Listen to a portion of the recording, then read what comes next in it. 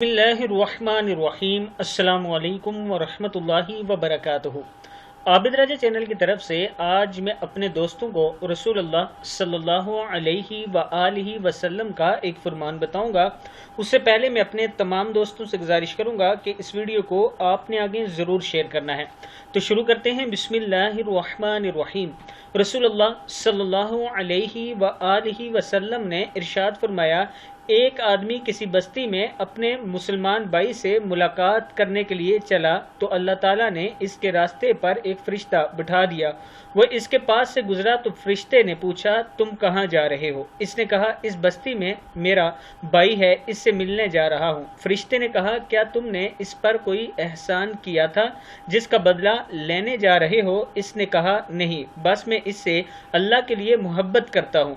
फरिश्ते ने कहा, मैं तुम्हारी तरफ अल्लाह का पैगाम रसा बनकर आया हूँ कि अल्लाह ताला तुझसे इस तरह मोहब्बत करता है जिस तरह तूने अल्लाह के लिए इससे मोहब्बत की है। मुस्लिम शरीफ की हदीस है, किताब का वाला ये नीचे मौजूद है, आप देख सकते हैं।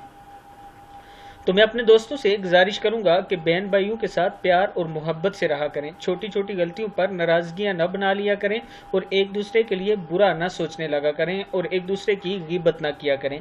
इस वीडियो को आप दोस्तों ने आगे ज़रूर शेयर करना है। अस्सलामु अलैकुम वरहमतुल्लाहि वबरकातुहू।